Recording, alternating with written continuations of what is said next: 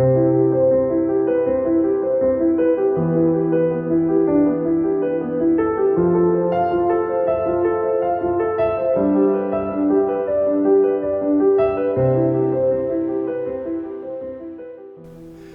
my name is Gary Laws, and I'd like to welcome you to this edition of Bible Discovery.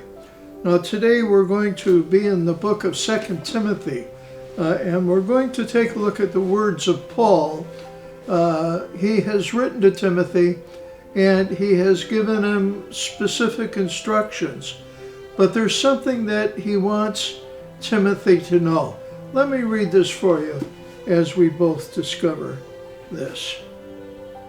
You, however, know all about my teaching. Now, Paul's talking about himself and the persecutions that he has gone through. You, however, know all about my teaching, my way of life, my purpose, faith, patience, love, endurance, persecutions, sufferings, what kinds of things happened to me in Antioch, Iconium, and Lystra, the persecutions I endured. Yet the Lord rescued me from them all. Well, these are very good words for those of you who are Christians trying to do the Lord's will in spreading the gospel and introducing others to Jesus Christ. Along the way, we find that persecutions come. Now, I know that word persecution is a pretty strong word, but difficulties come to us, don't they? Not everyone responds to the message that we have for them. Their eyes have been closed for so long, they just fail to understand or grasp what we are trying to share. And this becomes frustrating. In other ways, circumstances may even prevent us from sharing the gospel. I grew up in a city called Syracuse, New York. Great place to grow up in my day. And I noticed recently that the city council has passed a law saying that you cannot be out on the street corner with an amplifier spreading any kind of message at all. They don't narrow it to just Christianity. But they say no one can be out there with an amplifier speaking to the people on the streets unless you get a city permit. Well, of course, the rub here is the expense involved in getting a city permit. So if you want to go out onto the street and spread the gospel, government comes in and limits you. There are all kinds of organizations that exist today that are trying to take God out of our public life.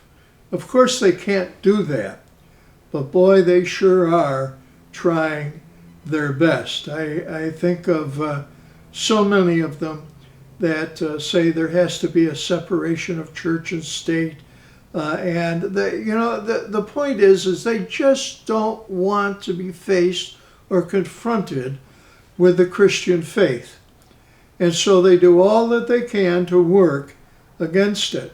Times will be difficult, and these certainly fall under the category of one persecution or another. Paul was trying to explain to Timothy that don't get discouraged. Don't slow down.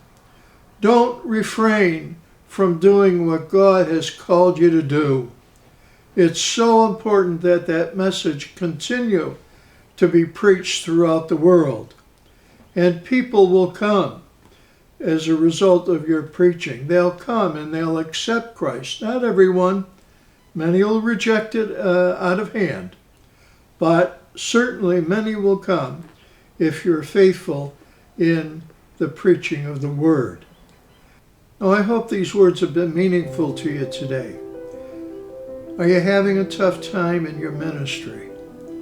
Oh, I'm not talking about the paid clergy. I'm talking about everyday Christians who have been called to spread the gospel of Jesus Christ. Are you having it tough? Are you having a rough way to go of it?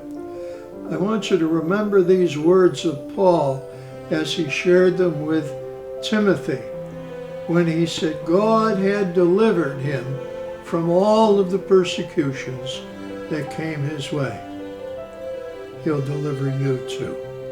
May God bless you.